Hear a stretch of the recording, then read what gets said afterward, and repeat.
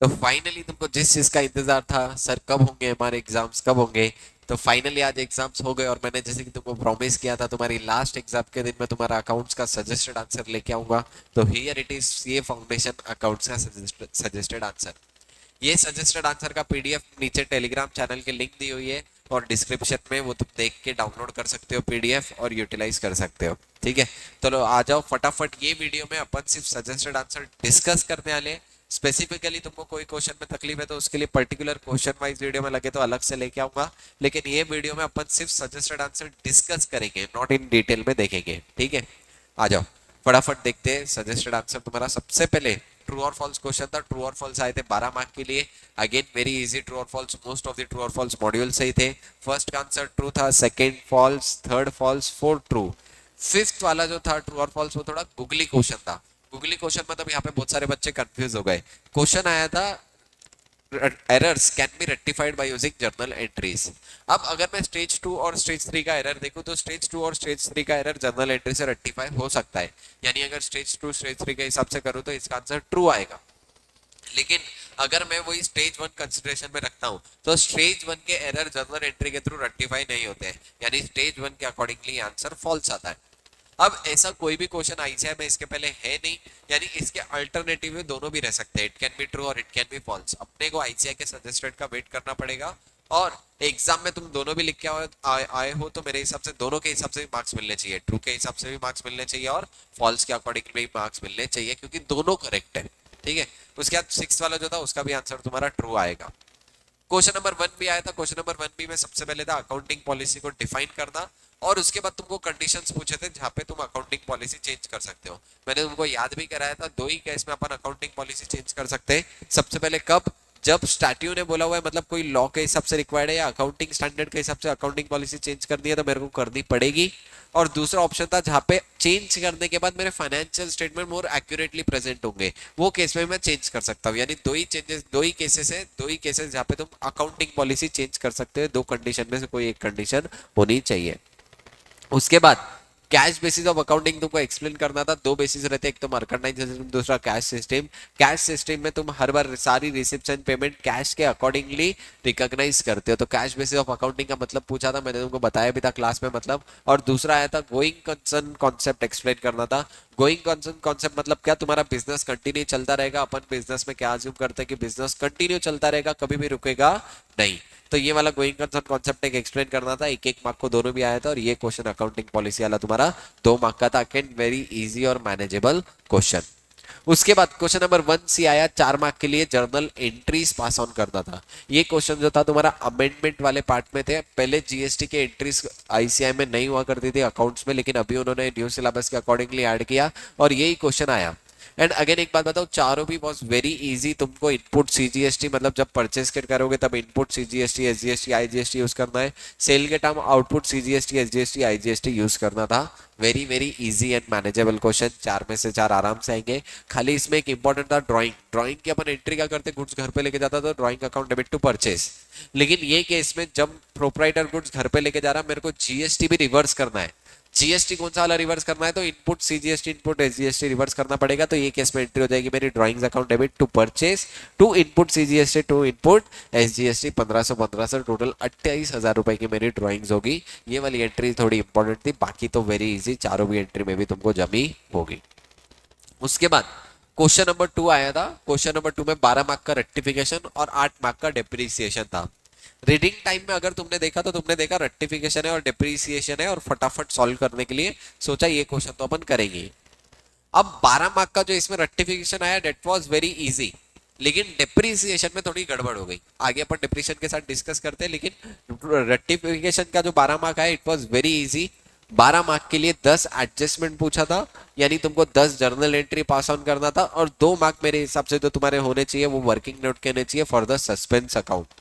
अगर तुम suspense account बनाओगे तो to difference in the trial balance आ जाएगा तुम्हारा 17,000 रुपए। और सारी justification journal entries was very easy, module के ही रिपीटेड जर्नल एंट्रीज है जो तुम इजीली मैनेज कर सकते हो। तो अगेन ये 12 मार्क का question was very easy.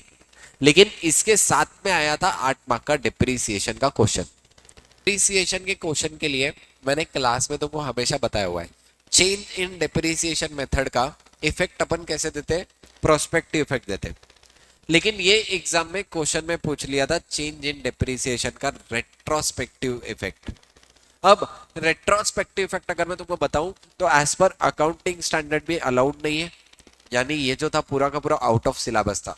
Exam में बच्चे ये क्वेश्चन देख के डेफिनेटली पैनिक हो गए होंगे, लेकिन this question was very easy, अगर तुम करते तो जब जाता, लेकिन क्योंकि आउट ऑफ सिलेबस था यार इसके एडिशनली तुमको 4 मार्क बोनस के मिलने चाहिए।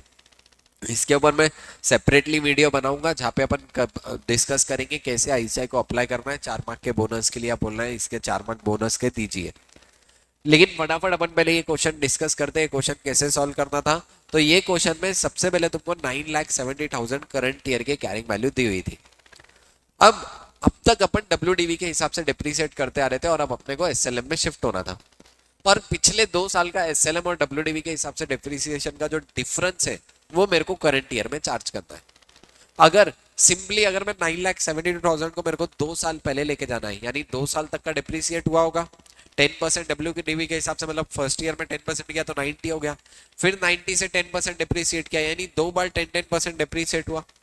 अब मेरे को ये 972 को 2 साल पहले खींच के लेके जाना है, तो मेरे को 972 को 2 बार 90% से डिवाइड करना पड़ेगा, तो मैं 2 साल पहले लेके चले जाऊंगा। अब 972 को मैं 2 बार 10% 90% से डिवाइड करता हूं तो मेरी अमाउंट आ जाती है 12 लाख रुपए। अब 12 लाख की मेरी अमाउंट हो गई 2 साल पहले की। अब 12 लाख को मैं एसएलएम के हिसाब से भी डिप्रिसिएट करूंगा और डब्ल्यूडीवी के हिसाब से। फर्स्ट ईयर दोनों में भी 10% मतलब 1 20 आएगा, यानी फर्स्ट ईयर में कुछ भी डिफरेंस नहीं है। सेकेंड ईयर में जो मेरा एसएलएम के हिसाब से है वो डिप्रिसिएट आया 1 20, डब्ल्यूडीवी के हिसाब से आया 1 8, यानी दोनों का डिफरेंस कितना हो गया 12,000 रुपए का। 12,000 रुपए का कम डिप्रिसिएट हुआ डब्ल्यूडीवी के हिसाब से, जो कि मेरे को एडिशनली 12,000 का डिप्रिसिएट करंट ईयर में करना पड़ेगा 22-23 में। तो मेरा कितना निकल जाता है depreciate difference to be charge in 2023, 12,000। ये 12,000 मैंने यहाँ पे लेके आ गया।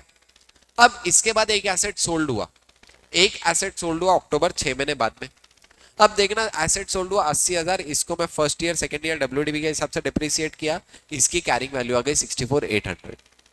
करंट ईयर में तो डिप्रिसिएट मेथड चेंज हो गई, यानी करंट ईयर में डब्ल्यूडीवी से करूँ या एसएलएम से, तो करंट ईयर में करूंगा मैं एसएलएम से, जो कि डिप्रिसिएशन अमाउंट आती है 4,000।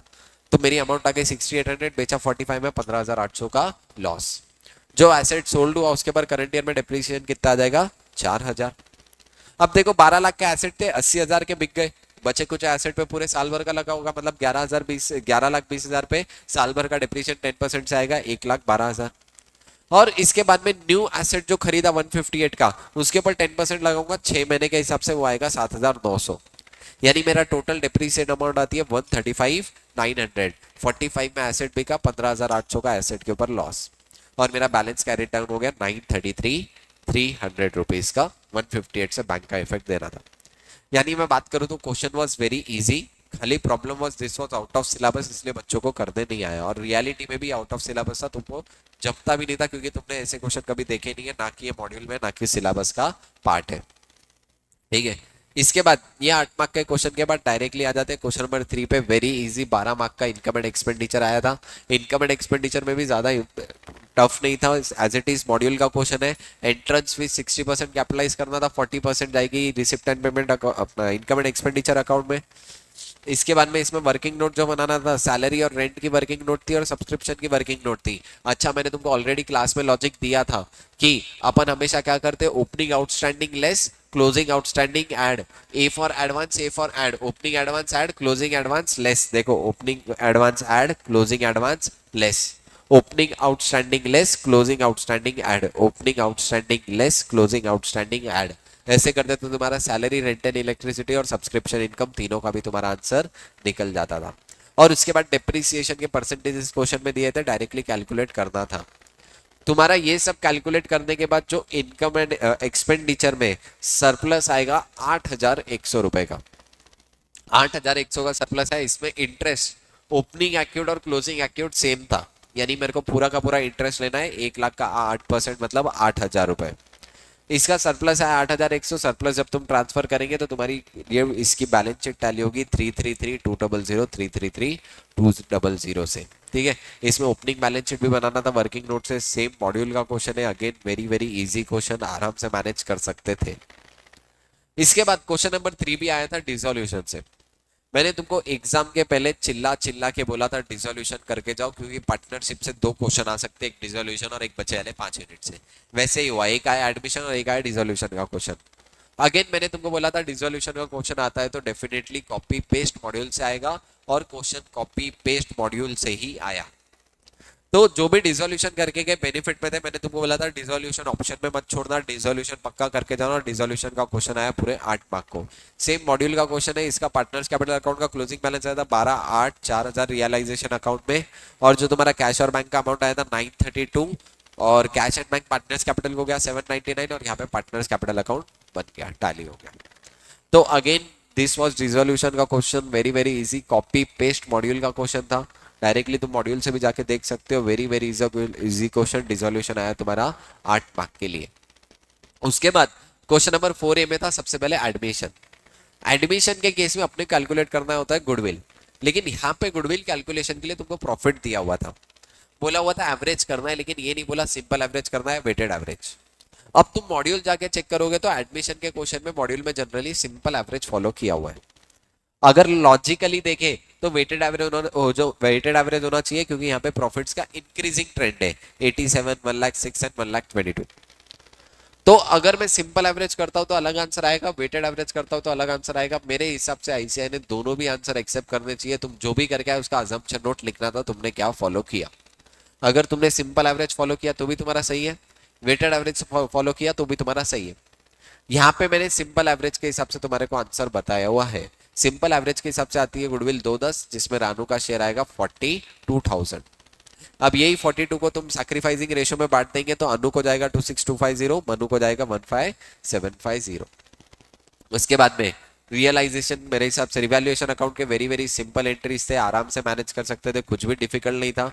बैलेंस शीट बनाना था और पार्टनर्स कैपिटल अकाउंट बनाना था, again very very very very easy question, आराम से मैनेज कर सकते थे। एज इट इज मॉड्यूल का ही क्वेश्चन आया था, ठीक है।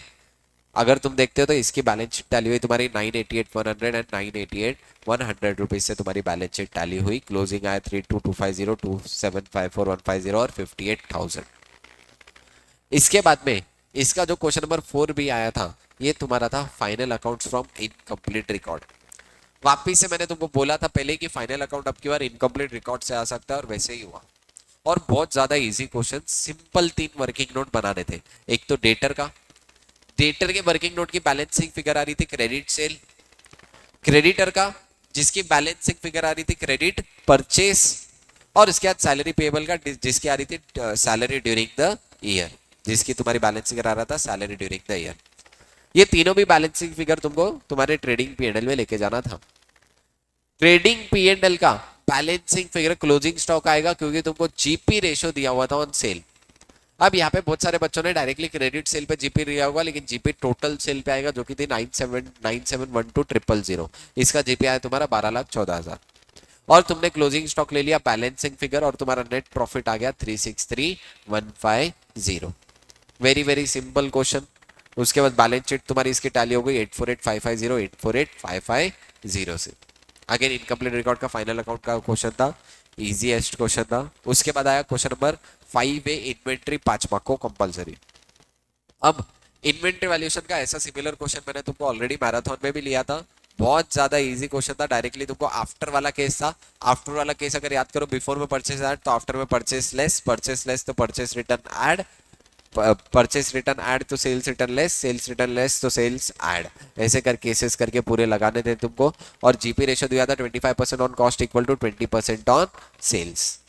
उसके बाद क्वेश्चन नंबर 5B में 2 ऑप्शन थे, एक तो मैन्युफैक्चरिंग अकाउंट बनाओ 5 मार्क का, या फिर बीआरएस सॉल्व करो। मैन्युफैक्चरिंग भी बहुत इजी था, एकदम सिंपल क्वेश्चन, मॉड्यूल का अगेन कॉपी पेस्ट क्वेश्चन था, कुछ भी नहीं करना था। ओपनिंग डब्ल्यूआईपी क्लोजिंग डब्ल्यूआईपी लेना है, सेल ऑफ स्क्रैप लेना है, रॉ मटेरियल कंज्यूम कैसे निकालेंगे, opening inventory plus purchase less purchase return less closing inventory करके रॉ मटेरियल कंज्यूम निकल जाएगा, और डायरेक्टली फिर तुम्हारा ट्रेडिंग अकाउंट को जो बैलेंस का फॉरवर्ड करना है वो आ गया। बीआरएस में वापिस से अजम्पशन ले सकते थे, क्योंकि क्वेश्चन में 31 मार्च बोला। जब जब 31 मार्च आता है तुमको अजम्पशन लेना है। क्या अजम्पशन लेना है कि जो 31 मार्च को तुमको बीआरएस बनाना है वो विद एसीबी या विदाउट एसीबी। दोनों भी हिसाब से बनाओगे, क्वेश्चन में बोला हुआ नहीं था मार्क्स मिलेंगे, विद एसीबी भी मार्क्स मिलेंगे, विदाउट एसीबी पूरे के पूरे मार्क्स मिलेंगे। ओवरड्राफ्ट वाला क्वेश्चन था, इसका तुम्हारा आ रहा था overdraft as per passbook 19820। ACP से बनाओ या डायरेक्ट बीआरएस से, दोनों भी इससे 19820 ही आएगा। और तुमको जो भी फॉलो किया उसका नोट लिखना चाहिए था। मैंने लास्ट डे टिप्स जो भेजा था उसमें भी बोला था कि बीआरएस का क्वेश्चन आए तो तुम नोट लिख देना, विथ एसी या विदाउट एसीबी दोनों भी लेके सॉल्व कर सकते हो। ये दोनों भी क्वेश्चन ऑप्शन में थे, मैन्युफैक्चरिंग बनाओ या तो बीआरएस करो। इसके बाद तुम्हारा 5C जो आया था कंपनी अकाउंट्स का क्वेश्चन था, वेरी इजी क्वेश्चन, मॉड्यूल के सिमिलर क्वेश्चन ही था, बहुत ज्यादा इजी क्वेश्चन था। यहाँ पे तुमको 4 फीचर के जर्नल एंट्रीज देना था in the books of happy limited. बहुत ज्यादा इजी क्वेश्चन था, 10 मार्क को आया था। कंपनी अकाउंट टोटल आया 25 मार्क, 10 मार्क को ये और 15 मार्क को न्यू सिलेबस में जो चैप्टर ऐड हुए रिडक्शन वाले उसमें से आया था। ये वाला क्वेश्चन भी 15 मार्क का इजी था और मैंने तुमको बोला था कि जो भी न्यू सिलेबस में चैप्टर ऐड हुए वो बहुत इंपॉर्टेंट है, करके जाना। और उसमें से आए 4 मार्क का जीएसटी वाले में से आया, डिसोल्यूशन में से आया, कंपनी अकाउंट में 15 मार्क का आया, यानी अच्छा खासा पोर्शन जो न्यू सिलेबस में ऐड ऑन हुआ उसमें से आया। ये क्वेश्चन 15 मार्क का एसिटीज मॉड्यूल का क्वेश्चन है। खाली इसमें फिर भी तुमको तकलीफ गई होगी तो कैपिटल रिडम्पशन रिजर्व जो यूज करना था वो वहां पे तुमको प्रॉब्लम गया होगा। कैपिटल रिडम्पशन रिजर्व 44 लाख का तुमको यूटिलाइज करके general reserve to capital redemption reserve की एंट्री करना था। अगेन क्वेश्चन इजी था, स्टूडेंट्स को यहाँ पे प्रॉब्लम गई होगी। और ये क्वेश्चन के बाद लास्ट क्वेश्चन आया था तुम्हारा advantages of subsidiary book theory का क्वेश्चन था। और जो भी मेरे स्टूडेंट होंगे क्लासरूम में बैठ के एकदम खुश हो गए होंगे, क्योंकि ये वो क्वेश्चन है जो मैंने क्लास में तुमको रट्टा कराया हुआ है। क्लास में कुछ लिमिटेड क्वेश्चन ही मैं तुमको रट्टा करा था और ये वन ऑफ द क्वेश्चन जो मैं क्लास में रट्टा करा था तुमको मैंने रट्टा कराया था। इनफैक्ट मेरे रिवीजन वीडियो में भी ये कवर्ड है, ये वाला question advantages of subsidiary book. Very very very very easy question, आराम से तुम 5 मार्क का क्वेश्चन था, 5 मार्क आराम से मैनेज कर सकते थे। So this was about the paper of CA foundation accounts. अगर मैं क्लियर बात बताऊं तो paper was easy and manageable.